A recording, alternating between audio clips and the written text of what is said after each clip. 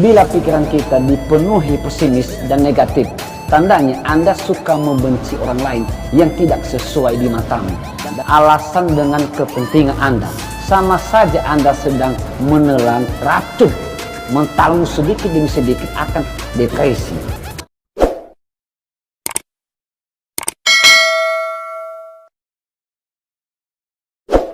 Musim-musim pun berubah, situasi terus berubah, berbolak-balik, kadang di atas, kadang di bawah, kadang maju dan kadang mundur. Itulah kehidupan, tidak ada yang pasti di dunia ini. Tetapi satu hal yang mesti tidak boleh berubah pada diri kita itu hati yang selalu bahagia dan tetap teguh dalam kebenaran. Sejauh apapun langkahmu dan dimanapun Anda berada, pasti mendapati ujian hidup. Apapun yang terjadi dan bagaimanapun situasinya, kita jangan keluar daripada prinsip kita. Prinsip hidup itu penting, sebab itu menjadi dasar fundamental atau pedoman hidup kita.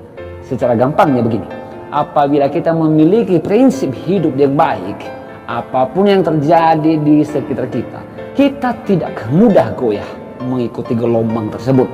Soal salah dan benarnya sebuah prinsip itu relatif.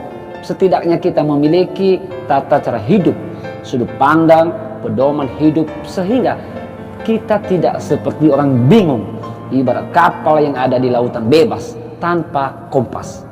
Tetapi Tuhan telah memberi kita akal sehat, akal budi, dan bisa bernalar dengan baik. Tentu tahu prinsip hidup yang baik dan tidak mengganggu hidup orang lain.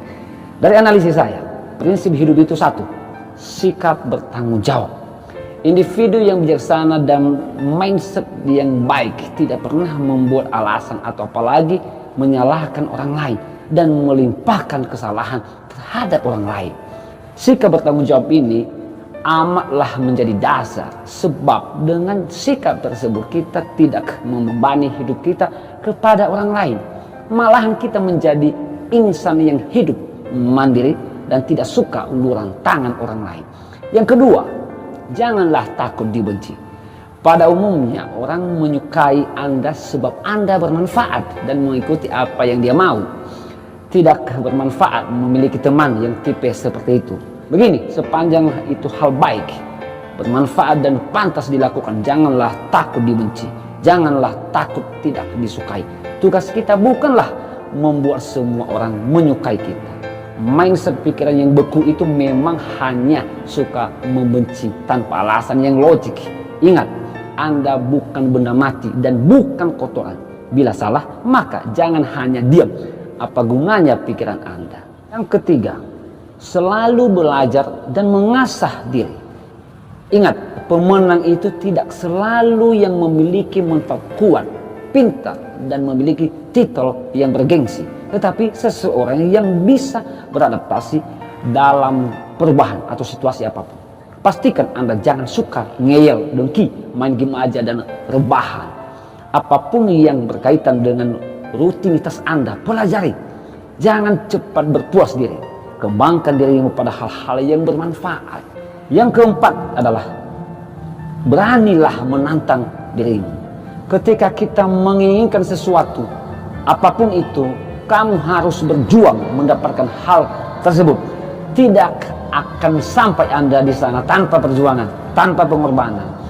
Tanpa itu semua hidup kita tidak sedikit pun ada kemajuan. Hanya suka pada zona nyaman, apa adanya, suka mengikuti arus aja ya, seperti hidup monyet di hutan sana. Resiko yang besar pasti juga, perubahannya besar juga. Yang kelima, hidup secara adil dan bijak. Hidup ini kita akui ada hitamnya dan ada juga putihnya, dan saling berdialektika. Tetapi kita juga wajib analisis dengan dosisnya masing-masing. Adil terhadap diri sendiri, dan kemudian juga harus adil terhadap orang lain dengan haknya. Kita dengan hak kita, bahkan alam juga dengan haknya.